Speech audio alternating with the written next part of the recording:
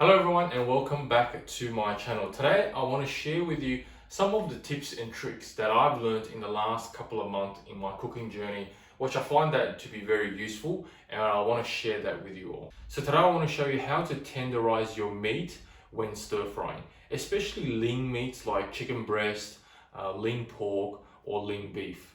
I didn't realize that it was that easy, and it completely changes the dynamic of the dish, the texture, the flavoring, and you don't need to give your mouth a workout. So without anything further to do, let's go and have a look. So I want to demonstrate the same method and same ingredients on various different meats. So I've got some lean beef, some lean pork, and one chicken breast. The first secret to tenderize your meat is actually to finely slice your meat.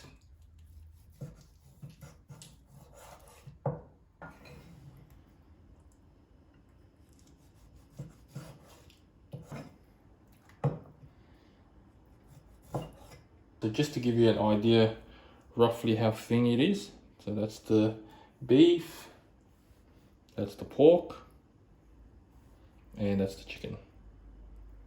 Okay, so the next step is something probably not recommended, but there's something about meat and meats that I have to wash. It gets rid of a lot of the blood as well as the gaminess flavor. Just make sure that you get rid of all the moisture before we marinate. Okay, so we're gonna start the marinating process. What you need is about half an egg. Now, normally in the restaurant, you actually use just egg whites, but for us, because we're cooking at home, we don't want to waste the egg yolk, so we're going to use the egg yolk as well. So just beat the egg up, and I'm going to pour in a little bit of the egg.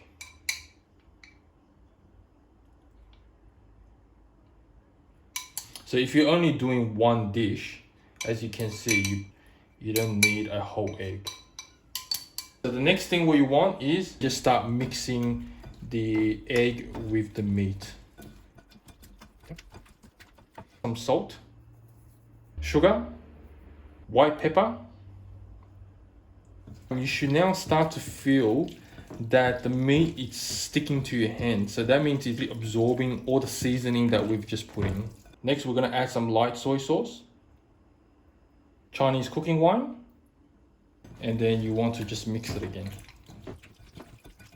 And once again, you can see is absorbing all the liquids that you have put in. Now, if you want the color to be a bit darker, you can put dark soy sauce and whatever other flavor that you want, you can add it as well. Now, for the beef, I'm just gonna add some garlic as well as oyster sauce and sesame oil. So once you have mixed everything well, add a bit of cornstarch and water. So that will now seal the flavor and then also protect your meat as well. So cornstarch goes in, and I'm gonna add a bit of water. And then once again, mix. And as you can see, it's absorbing all the ingredients that you have just put in. So that's pretty much done. Leave that aside for about 5 to 10 minutes, and then we're ready to cook. And I'm gonna do exactly the same for the pork as well as the chicken. All right, so the meat has been marinating now for a couple of minutes. The next thing what we wanna do is fire up the pan and get it really nice and hot.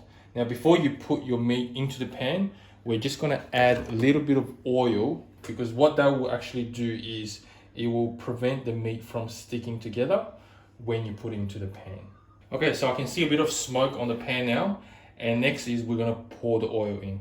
Now, you do have to be generous with the oil, but don't worry, because you can reuse the oil to stir fry your vegetables. So just twirl that around, make sure you get it really nice and hot. So it's nice and hot now. I'm gonna put the pork in first.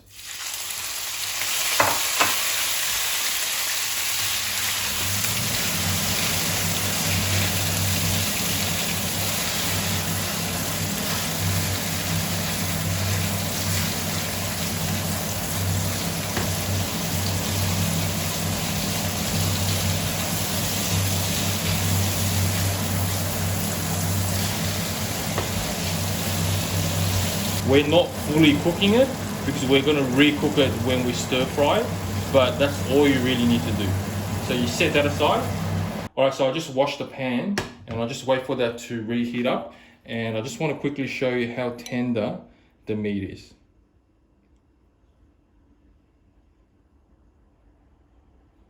Now you can see that there is still a bit of pink because we're not fully cooking it. Because when you stir fry, you're going to re-cook again. So if you want to prepare this 1 or 2 days earlier, you can do that. So once you've done this stir fry process, you can put it in the fridge and leave it for about probably maximum 2 days.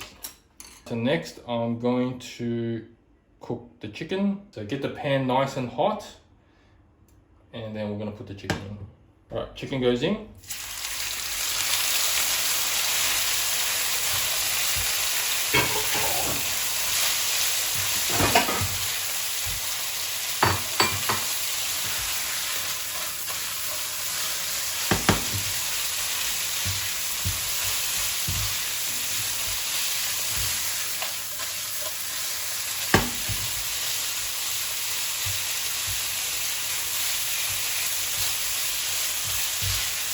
And that's pretty much all you need to do. And just have a look how tender this meat is. I'm not even using much force, and just go straight through. All right, I'm gonna cook the beef now. The pan is nice and hot. Generous amount of oil. Just twirl it around. Get it nice and hot, and the beef will go in.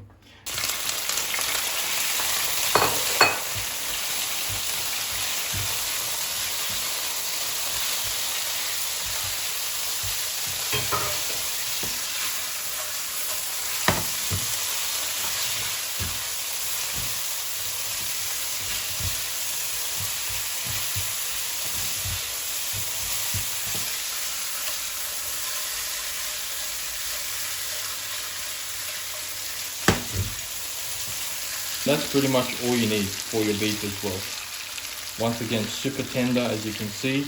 It literally took us about 10-15 seconds. If you cook it any longer, the moisture from the beef, as you can see from this one, is gonna start releasing out. So we don't want that. Okay, so I'm just gonna quickly stir some vegetables with the beef, just to show you all how does it look like in a dish. Now, I just realized that I don't have any vegetables to stir fry, so I've just got some iceberg lettuce, and I just hope for the best and see how we go. Put some garlic in there, some iceberg lettuce, a bit of salt, a bit of sugar. Now, because the meat has been sitting there for a while, you can just pour that in straight away, or you can get rid of the juice. So I poured out just a bit of the juice, and then I'm going to put the beef in.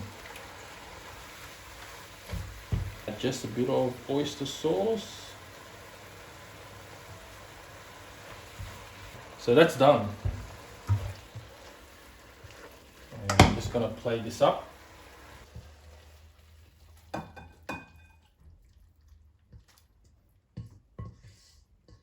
So there you go, that's how a dish will look like.